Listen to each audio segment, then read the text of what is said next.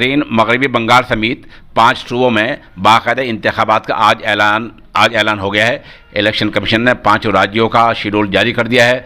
उनका कहना यह है कि 27 मार्च को बंगाल और असम से वोटिंग की शुरुआत हो जाएगी। बंगाल में सबसे ज़्यादा 8 दौर में इलेक्शन होगा, यानी बंगाल में 8 दिन वक्फे से लोगों को वोट डालने पड़ेंगे और सबके जो नतीजे हैं वो 2 मई को आ जाएंगे। थोड़ी आप इस खबर को तफसील से सुन लें।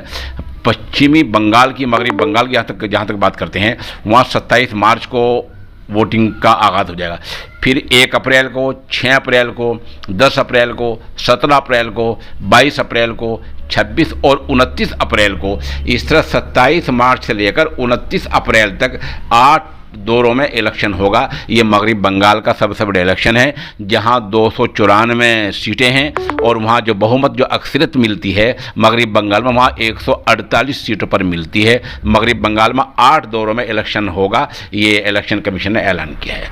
इस तरह केरल में 6 अप्रैल को इलेक्शन होगा, ये एक ही दौर में हो जाएगा। यहाँ 140 सीटें हैं और 71 सीटों पर अक्सरियत मिलती है।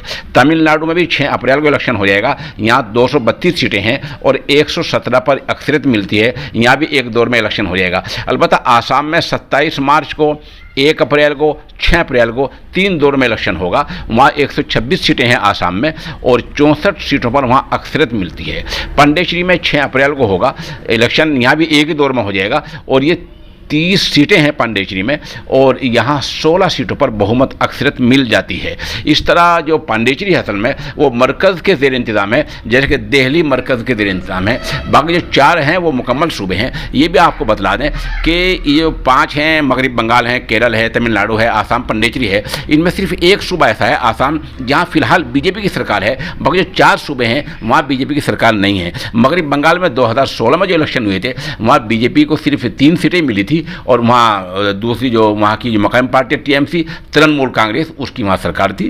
कांग्रेस और लेफ्ट को वहाँ और जो 76 सीटें मिल गई थी, लेकिन बाकी वहाँ जो कांग्रेस सरकार जो अब तक है वहाँ तृणमूल कांग्रेस की यानी ममता बनर्जी की है। और आप सबको मालूम ही है कि ममता बनर्जी को हराने के लिए किस तरह बीजेपी वाले राय आम्मा को हममार कर रहे हैं। इस तरह आपको हम थोड़ा सा बता दें कि तमिलनाडु जो है वहाँ 234 सीटें हैं और केरल में जो है वो 140 सीटें बताई गई हैं और यहाँ आपको बता दें कि पांडेचेरी में 30 हल्के हैं।